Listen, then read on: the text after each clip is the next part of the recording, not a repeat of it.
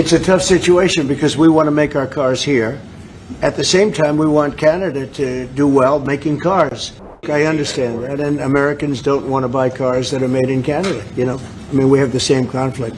Why has Canada and the United States failed to reach an agreement up until now? Well, it's a complicated agreement, more complicated maybe than any other agreement we have on trade, because, you know, we have natural conflict. We also have mutual love. You know, we have great love for each other. I love this. I love Canada and the people of Canada, and Mark feels the same way about here. The problem we have is that they want a car company and I want a car company, meaning the U.S. wants a car company, and they want steel and we want steel. And, you know, so in other countries, they're very far away, and there's no problem. You can compete and you can do.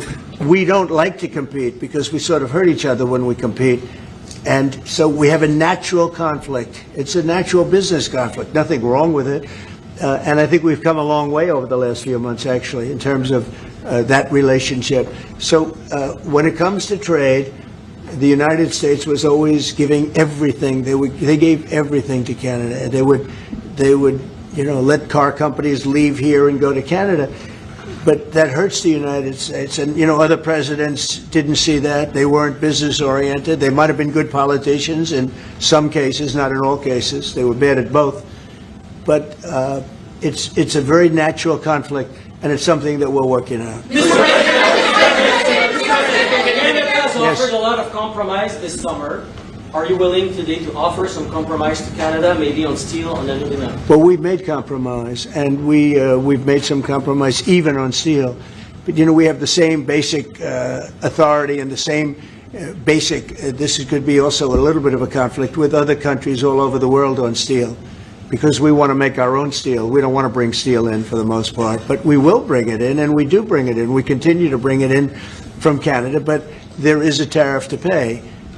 And I think that would be a normal thing to say, but we've come a long way. I think, Howard, we can truly say. Do you want to make a comment on that? Well, I think the opportunity to work together, but as you said, there's conflict. You know, why do we make cars in Canada? You've called that out, and you've addressed that. So there are places we should work together, and there are places that we have natural conflict. It's a tough situation because we want to make our cars here. At the same time, we want Canada to do well making cars. So we're working on formulas, and I think we'll get there.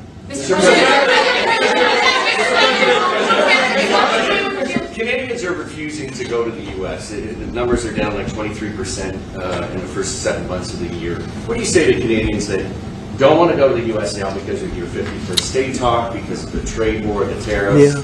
And Well, the fear I understand also it. Look, I being understand exported? that, and Americans don't want to buy cars that are made in Canada, you know? I mean, we have the same conflict. So there isn't, it's something that will get worked out. There's still great love between the two countries, but, you know, American people want product here. They want to make it here.